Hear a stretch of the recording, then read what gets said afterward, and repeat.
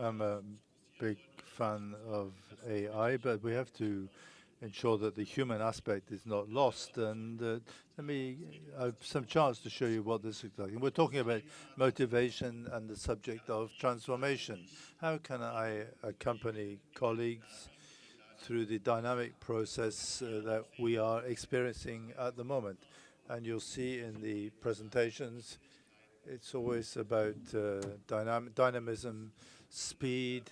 Are we getting lost? And where does the human aspect get lost? Because we always need a certain contact with the subject. If we want to be motivated, we need teams, we need colleagues, we need subjects that enthuse them. That's very emotional. And interesting is that the emotional aspect is very difficult. People, each of you can laugh about different things. Every one of you is touched emotionally by different things. That's what makes us different as humans. So the question is, to what extent can we use AI, in particular in terms of motivation boosters, or how can I change? Can I change willingness to change? Because that's an important aspect of leadership. So, okay. So this is not about processes, but of sort of hard processes or process intelligence that I'm using AI for. The better presentations that focus on that. But my focus clearly is on this combination of two areas, that is science.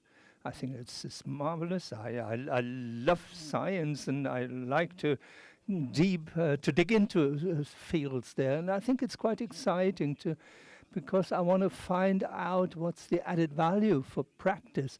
So the theories that we decode, how we can use those better. And I founded a company, MONDAY.ROCKS, 7 years ago, and we're just dealing with these questions. How can we use AI systems in able to make leadership easier? So and I say, what can I learn together with my customers, and take a scientific look at that. And I will also share my learnings in these two fields. And this is the nice thing when you can combine different perspectives and to be critical and say, no, Christoph, don't convince me. I've read different studies. We just heard this, that we like referring to studies, but the world has become so complex and so diverse and so big that is becoming more and more difficult to focus on knowledge that convinces everyone. We perhaps know this from physics. Some laws, in physical laws, you say that fits, and gravity laws, and for instance, but you see studies from a different, that tackle a subject from a different perspective. And I think this is also very exciting. So as a scientist, I have to advertise things. I say, I am convinced, and not to say, I know this. Because a phenomenon in a change process is because we believe that we know something. And I found that in the course of my life, I know less and less. So two steps I'd like to do. I'd like to just take the status quo at the moment in terms of transformation and information, and then talk about AI power as a focus. So the question that I asked, how do we manage to close the gap between artificial intelligence in the context of leadership, high rationality, high clearness, clarity, and what about what's your emotional moment that makes you unique as a human being? Because we're all originals that were born, and we don't like to die as copies. But we often die as a copy because we refer to things that are being lived, and as a model, and we can say, okay, we do this, and how do we tackle this? And AI is a great instrument for this, especially in terms of leadership, that helps us and that declutters us, and I can look at myself, and there's a lot of this is clutter, and it's more and more dense in the companies, and there's an exponential development. Dynamics is an exponential development, and with AI, we apply technology that increases the speed. Then, as a leader or manager, you think I have to motivate my employees, and that they are looking forward forward to change, and they really want to change. So what is it? Did you celebrate Monday? Finally try out new things, a new tool? I don't know. Perhaps you say it's okay when everything is running, but we don't really want any change. And our brain basically says it's a strain to changes are strange at times. In social sociology, it's really, really tiring. And my children, they're mini human beings. They're 12 to 14 now, and they're in that phase, and that is a strain for not only for the children but for the whole family. So I noticed, okay, it was very dynamic in my time, but you were pleased when you had finished that stage. And we like to go through change process, and the brain says, okay, that's sufficient, and focus rather now. And in companies, you see a certain tiredness of change, and there's a question: how can we change this, and how can we use AI to change it? Now we look at motivation, one of these fields. So we find that Mondays don't look like this necessarily. Well, my company, Monday Rocks, we really want this to look like that. But I have to admit, it's not like this. We don't have those. This is confetti gun, and often nobody is in the office, or mobile first, and nobody is there. And I think, okay, nothing's happening. And a Monday morning, and I'm living in Dortmund, and I'm going to Düsseldorf every day, and the company is there. And then everything is logged. It takes 1.5 hours, stop and go to Düsseldorf. That's why Monday is not rocking in such a way, and I'm not super highly motivated. Perhaps a second cup of coffee is cool, but we find out that's not what work is like. Can you give a show of hands who knows this, who has? Well, so it's also quite interesting. And if somebody would get up, well, it's like that, and everybody would say, what's wrong with you? What has he taken this morning? And we don't celebrate this in Germany. The company culture doesn't say, they just say, calmly work, don't touch the process that are running. So motivation is the jumps. There's subjects that go up or down. And so we have those peaks and those downs. So we have a baseline. In medicine, it's not good. So that's why it should be up and down. And with motivation, that is okay. That you have phases where it's really stupid. But if we only have those stupid situations, that's not. I ask my students. And they're irritated when I ask them. And they have to learn at night. So in parallel to their work. That is strenuous. And I said, you're really lucky that you combine two worlds, learning and working. What a great pleasure. And this pleasure, it's quite strenuous. And especially in winter, the winter half year. In the winter term, it's raining, it's dark, and somebody is talking about something for 3 hours. And if you look at the context of work, what brings us down or what draws us down, then what makes work strenuous? So if you're overcharged with something, I often am in situations where I think, I do not understand this. I don't understand this. I've been dealing with AI, but sometimes I don't understand it. Or we had a marketing campaign, and I asked an expert in the startup, and they were sort of in the early 20s, and they showed me things where I thought, wow, I didn't know you could do this. And it's great the way they did it. But then I said, okay, my desk is full, my chairs are full of stuff, what else?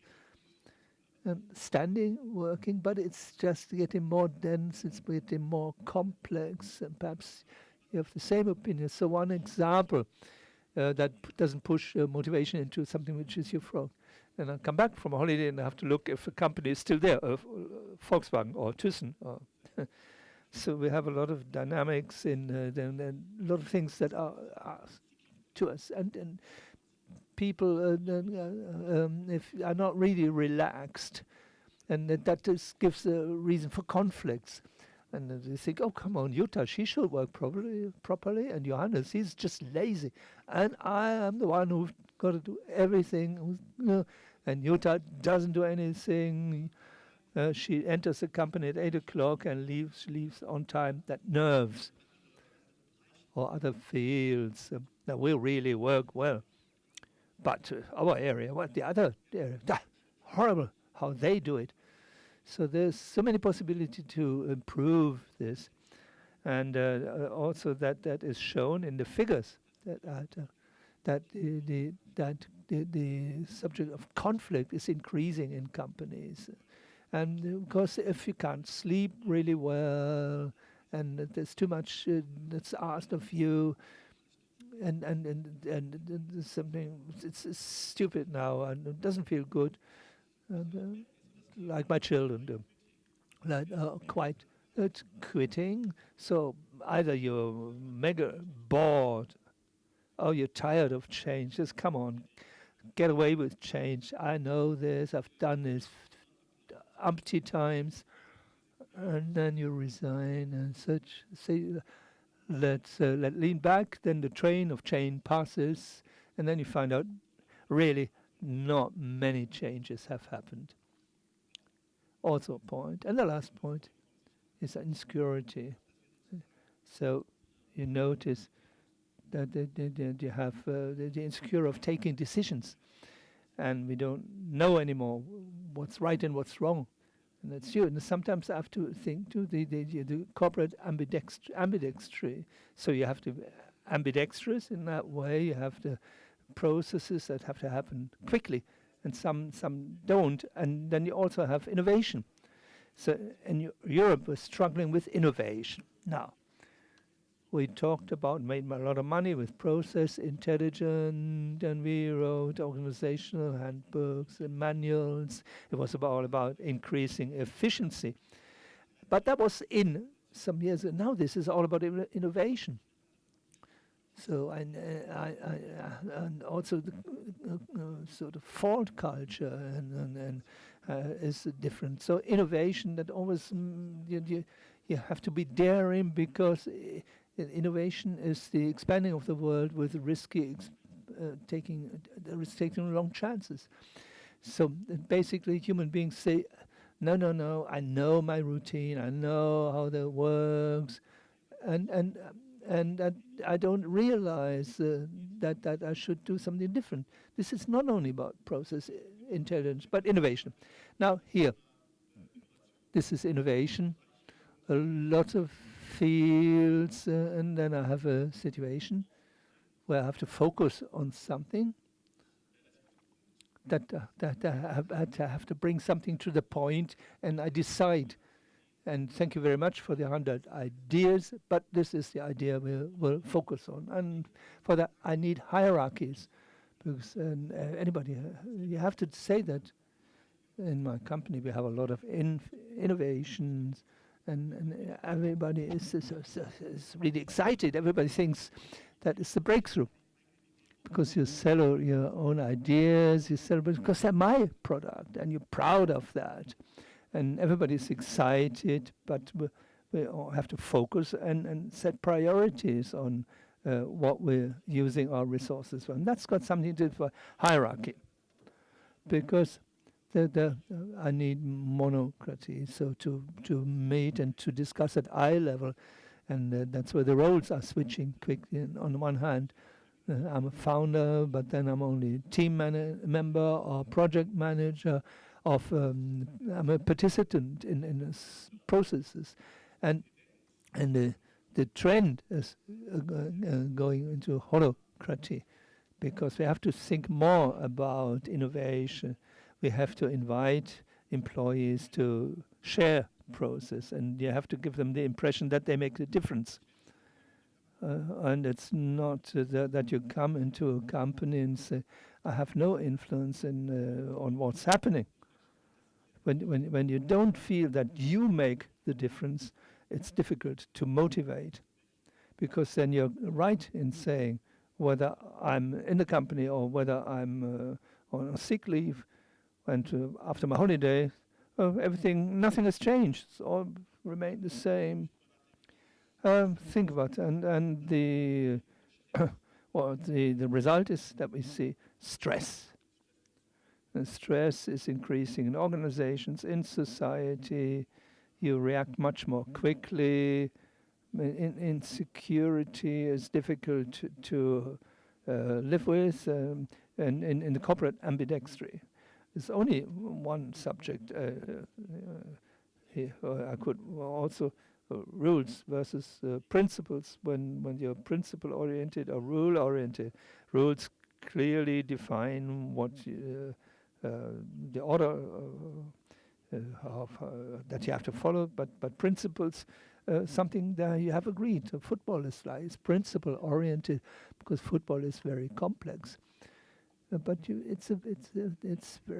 that's why you have no rules. I think 30 years ago it was easier. Now this is about principles. It's not about scoring a goal like it did 30 years ago, but it is about following the pre-set principles. A lot of contradictions, stress. And what you all need is a longing for as the egg, as a simple, easy, round. I understand how it works. I can boil this, I can fry it. It's nothing. That's also the routine. So routine processes. But, well, every morning, same way to work. You know how it works. I get on train, you listen, or in the car, and you listen to the radio, and a lot of things are happening the same way. And you're wearing your socks, but they're always, or your alarm clock is there, and you know when you have to get up. That's a nice routine, because you don't want any stress in the morning, because you want all those the same routine processes. And that's pleasure. That's a pleasant, and the brain thinks it's really good, helpful, and that's when this is about motivation. When you motivate people, is when they feel touched and when they're respected in value. So it's difficult. I wouldn't touch the people, but to get into touch. To get in touch with that person, to answer the question, what moves those, what is especially important for them. Well, we analyze value and passion.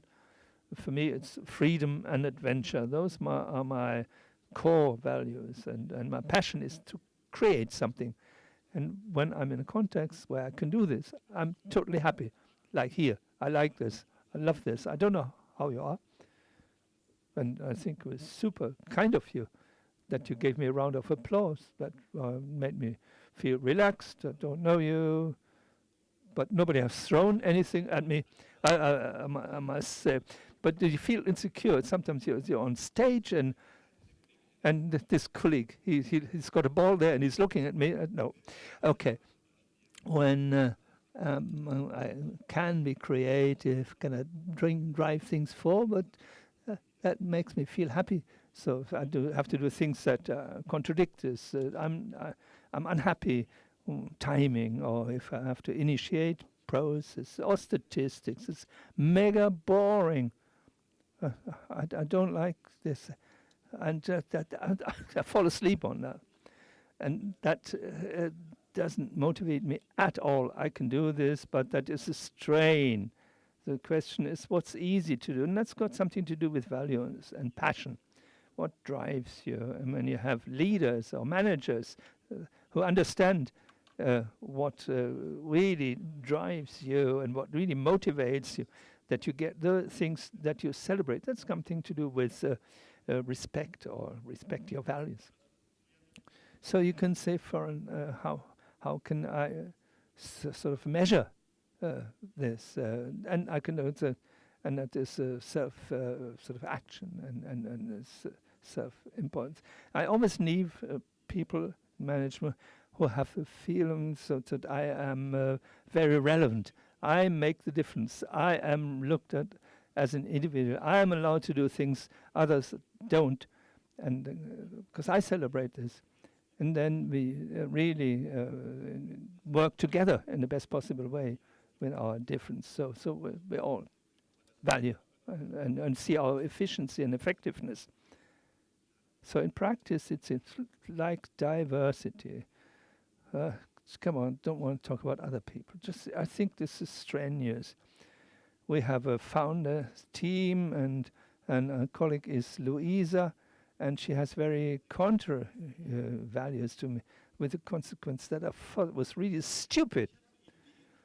I created ideas in the beginning, how to set up the project, and she said, no, I don't believe it. No. Did you think of this? Did you think of that? She's is taking a look at the details. And for me, I want to have the idea and not take a look at how can I implement this. And that was very strenuous in the beginning. Because we found our values. We have different values. And let's do it that I can do the things that I can develop, and I let you deal with details, with tables and processes. She loves statistics. I think it's boring, and I think what's also. If we look at the subject, conversely, with changes, and we see what makes us happy, when do we enjoy taking risks? That's very rare. As I said, innovation is the expansion of the world with the chance of achieving, realizing an opportunity. So I have to take this risk of initiating change. And I'm not talking about innovation, for example, the latest product. I'm talking about subjective innovation. Trying a new app on iPhone, for example, new navigation system. Generally, allowing myself to be convinced by the view of a different system. This is related to risks, particularly if you are stressed. When I'm focused, when people are looking at how you're working, and you say, well, I'm not sure whether I want to try something new, that can be very difficult. And you feel a lot of pressure on you in these transformation processes. And we also have this subject where we are afraid, we have fears, anxiety. This is German angst. It's typical for us in Germany. We have a lot of angst in terms of what could happen, but we are the world champions in creating hypotheses, and we see things very negatively. For example, AI. Yeah, a risk, danger, but you could say, well, it could be a risk or it could be an opportunity. Americans are different. They are more, yeah. Well, I'm interested. New experience. It will be cool. I'll try it out.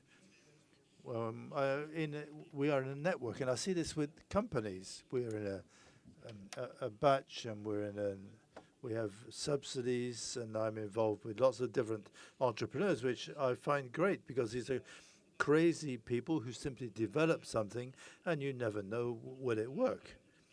And particularly with entrepreneurs, you never know if things will work. Afterwards, you talk of a success story. Yes, he really initiated change, but during the formation, the founding phase, you're alone.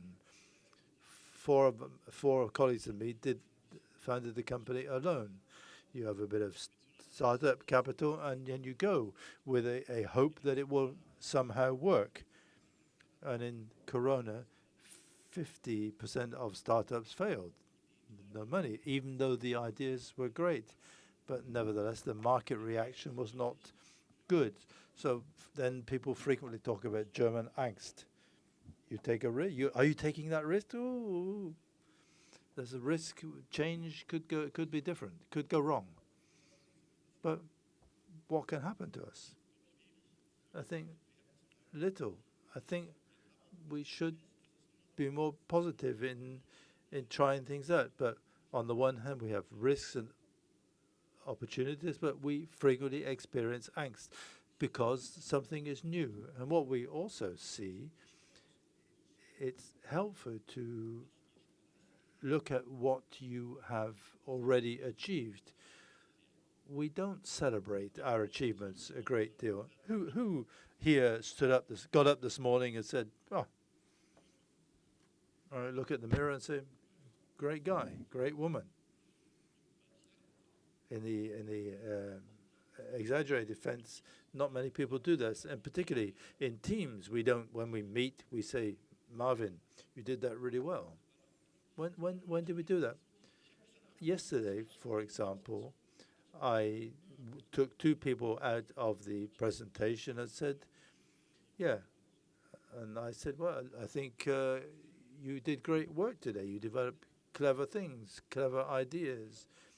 You were very motivated. Great." And the reaction? The people are happy. So this is so unusual for us. And the student said, "Wow, I've got a couple of things that got quite right." And the other one said, "Yes, that's correct." I enjoyed that. And that I found surprising because people frequently say, "No, that's just normal." So it's good to say to people, that's something you do well or really well. But we don't see things like that. People don't want to be conspicuous, avoid mistakes, because then people will look at us. And I talk to people once a year and carry out a review. Okay, and that's it. That's not much. If I look at the young children, I try to give them the best possible support because it's appropriate. If they do stupid things, I tell them. But I say, "Yeah, be happy. That's great, and we're having a great time." And you have a lot of opportunities to do this every day. So the question is, what do we focus on?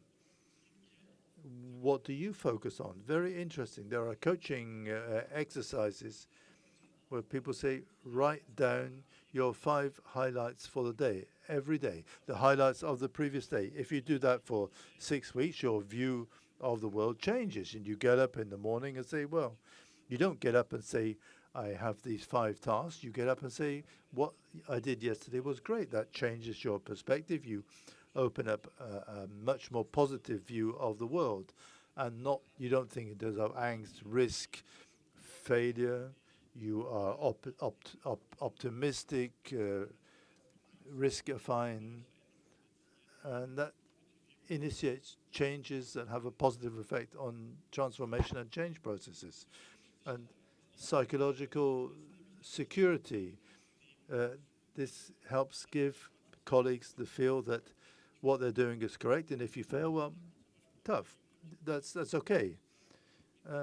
I can use AI to say that I know with a great deal of probability that's the right answer and creates is a solution for your problem. AI can do this.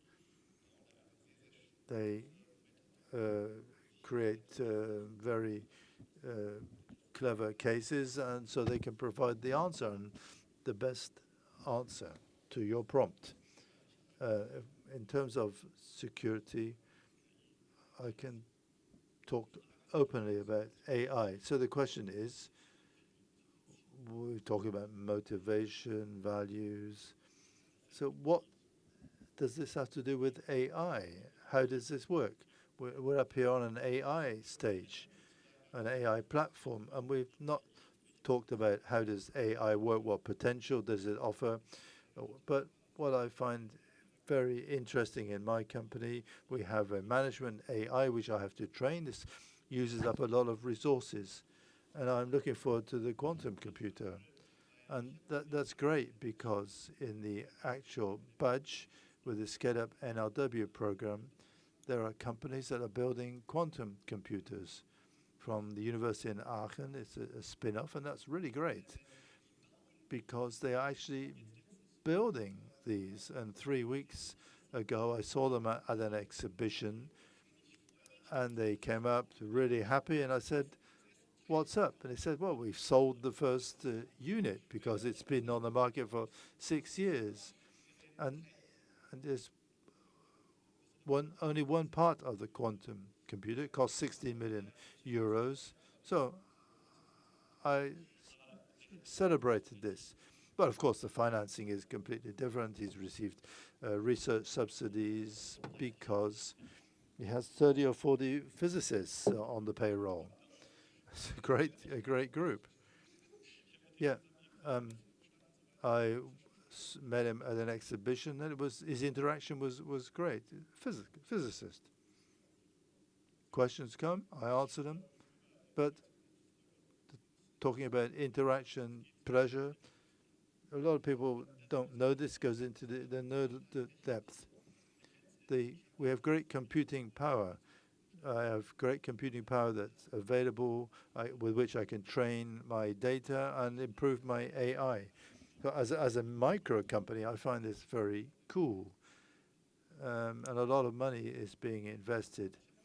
But I brought something to show you, to give you an understanding of how we can use smart leadership, how we can improve smart leadership, and how AI is incorporated into this subject. In my company, I can say, maybe other companies do things in a similar way, perhaps in America more than in Europe, or my focus is on the umbrella area. I brought an example of how this works and how management can be relieved through AI, in particular concerning the points we've just mentioned. And I have some extracts from magazines reporting on us, and the subject of technology instead of stomach pains, instead of gut reaction. Technology instead of gut reaction. These contradictory terms, technology, gut reaction, but it's about both. AI and manager, we need to look at taking the best of both worlds. And I think that's a very clever thing, at least in my opinion. I can send you this if you want. I can send you some extracts in terms of how this works. But we do an assistance system for managers, and it enables us to relieve our workload. We can manage the processes. We can check strategic alignment. And all this can be done with AI, because frequently when we think of AI, we talk about process optimization. Perhaps in management terms, I can scroll and check my diary and see if there are time slots available. But this is related to values and passion orientation. I can prepare this with AI. What's the best solution to achieve our goals? This morning I can use my navigation system. I didn't know this place, and I trusted it, and it worked.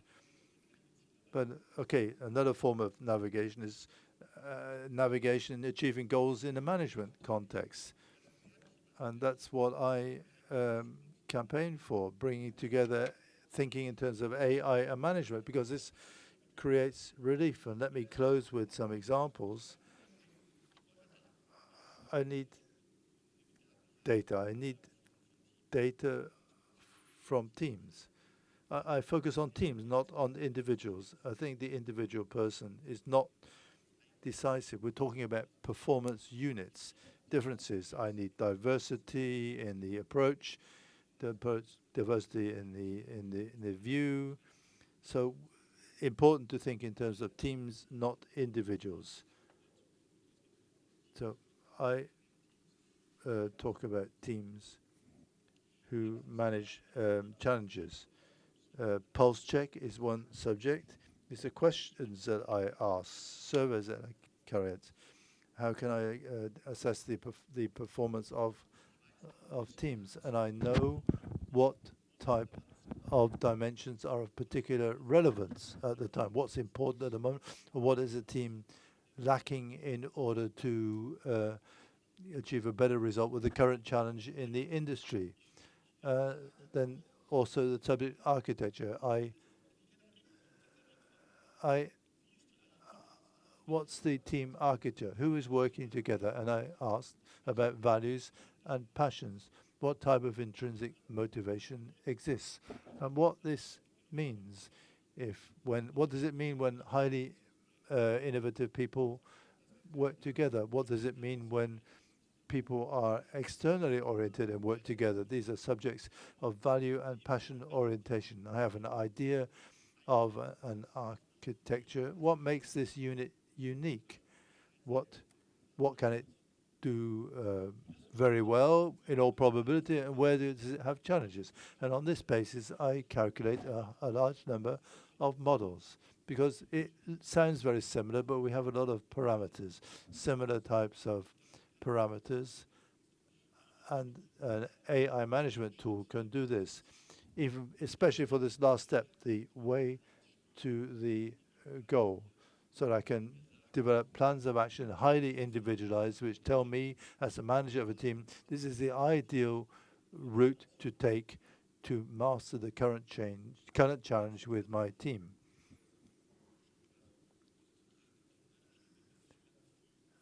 We needed a long time to do this, and we're working intensively on this, but we can build the module such that the actions that come out have a 94% hit rate.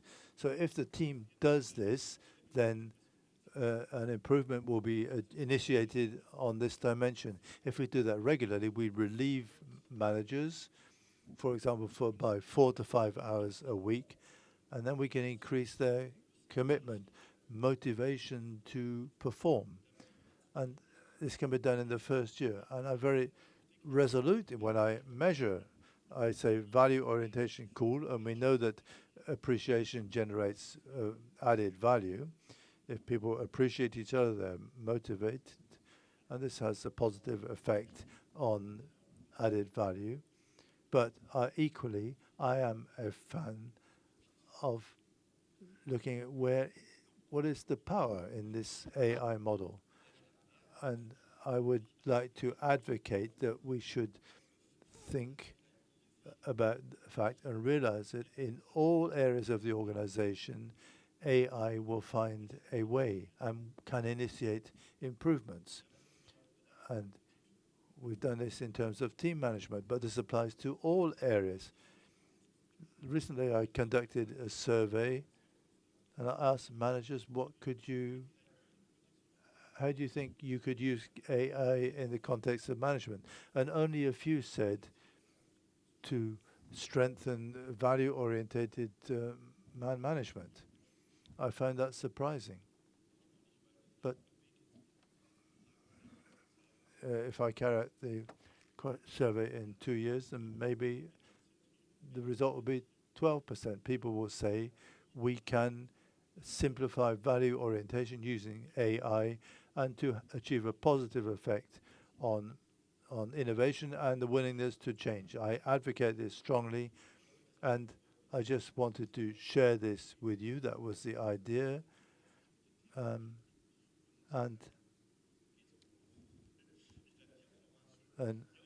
again, I can see here again that the individual areas all come together. On the pulse check, I can see what's going on. I don't have to say, I have a feeling that this is going on. I have a feeling that we have conflicts. No, I see it.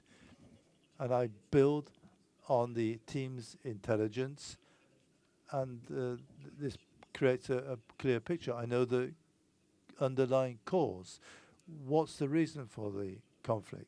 And then I take the people seriously, because I think people know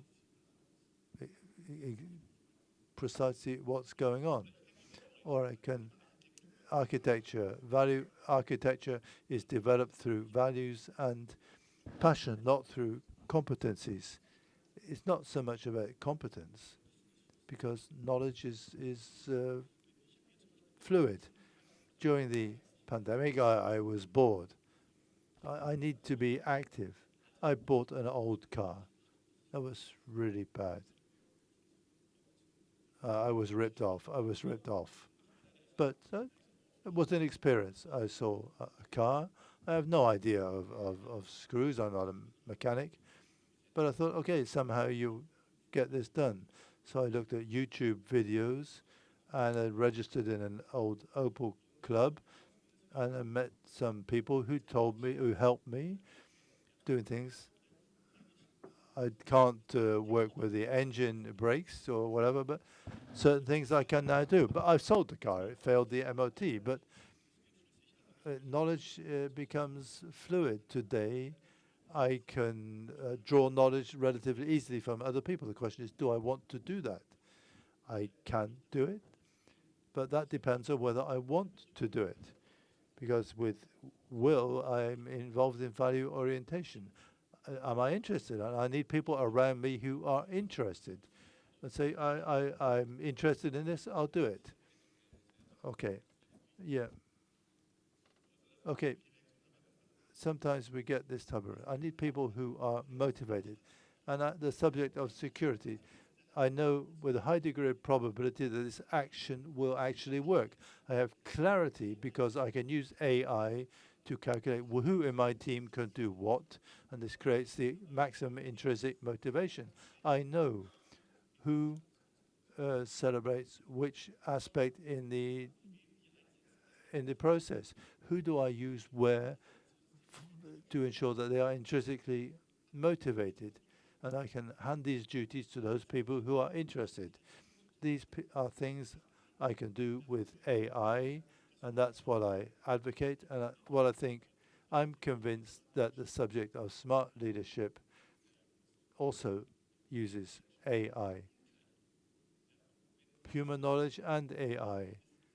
And I think for this to succeed, the important thing is to draw on the performance capabilities and the desire of your people, because I can understand things immediately, quickly, and not just work on the basis of a gut reaction. I can express things very precisely and produce solution approaches. Thank you very much for your time.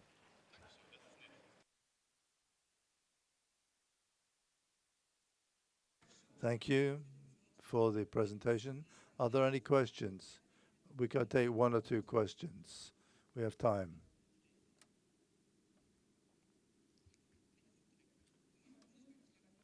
Couple of questions close by.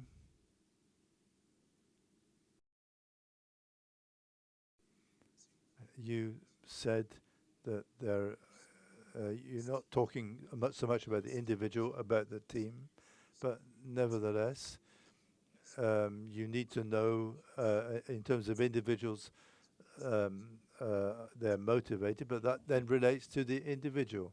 Did I misunderstanding you, or is that the dilemma? No, that's a dilemma. I look at the entire team. What's the challenge? So when I can calculate a very specific solution, and then look at who in my team intrinsically has the highest motivation to help me with these partial steps within the solution.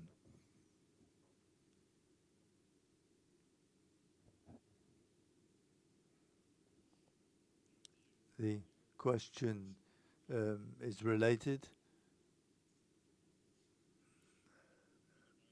One question was, I'm not a team leader, but I'm a member of the team. I'm the only person at the moment. How are the data collected? Does each individual team member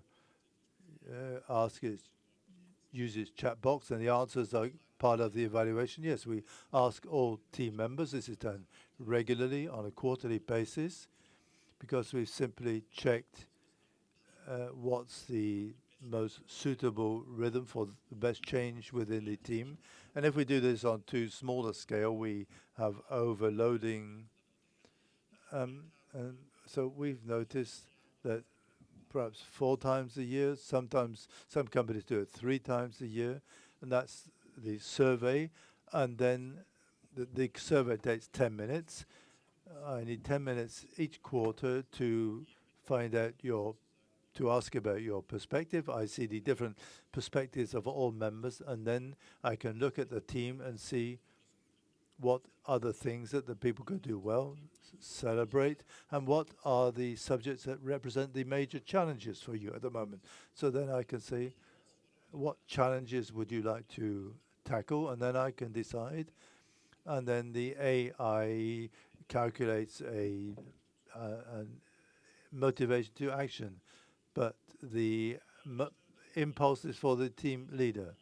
There are companies that allow everyone to do this. There's a list in terms of probability, which are calculated, and these are given probabilities. And as a team member, I can see which of these impulses would I like to activate. This is not an autopilot. This is the type of navigation that supports me. And I, as a member of the team, have to initiate the changes myself. But I can think more in terms of the solution and less in terms of the challenge, because I can understand the challenge analytically, and I can say what's the right course of action with a very high degree of probability. So I think everyone can see me. Thank you very much. Thank you for the questions. If anybody has any questions for Christophe, he's here until this afternoon. Just approach him, talk to him. And now the organizational aspects. We will have the panel discussion, the development from PIM to PIM.